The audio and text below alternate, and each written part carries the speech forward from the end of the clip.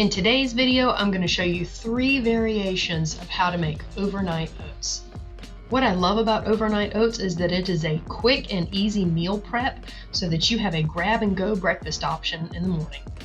And they're very easy to customize. First, we're going to add our oats. In the smaller jars, I'm using 1/2 cup of organic rolled oats. In the larger jar, I'm using 3/4 of a cup of organic rolled oats. That's my jar. I eat a lot. Now I'm going to add 1 tablespoon of ground flaxseed to each jar. Next is 1 tablespoon of ground chia seeds. Usually whenever I make overnight oats, I use the oats and the seeds as a base, and then I tweak the variations from there. Here I'm adding 1/4 teaspoon of cinnamon to 2 out of 3 of the jar. Here I'm adding a tablespoon of hemp protein. For the sweetener, I'm adding 1 tablespoon of maple syrup. If you don't want to use maple syrup, you could use honey or date syrup as a different option. Next up is 1 tablespoon of chopped walnuts. I'll add those to 2 out of 3, and then in the third one, I'm adding some raw pumpkin seeds. For the liquid, I'm just using water today.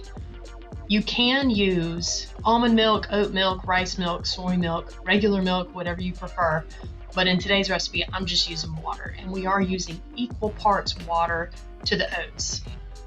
So 1/2 cup water in the first 2 and 3/4 of a cup in the third.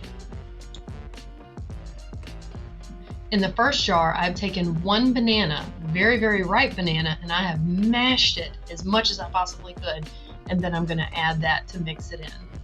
This is the way that my husband likes it the most.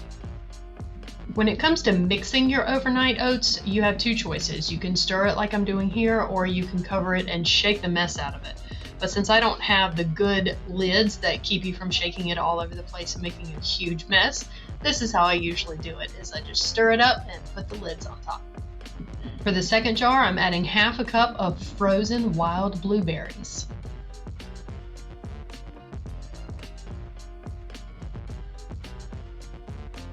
For the third jar, I'm probably just going to eat an apple with mine. So we're just going to give that a stir and seal it up. Now that they're done, we're just going to put the lids on top and place them in the refrigerator overnight, which is why they're called overnight oats. I usually make these 1 to 2 days in advance, and they are a great way to reach in the fridge and grab your breakfast on your way out in the morning. And you can even eat them out of the jar if you want to. And don't forget, you can customize them to make them however you like the best. See you next time.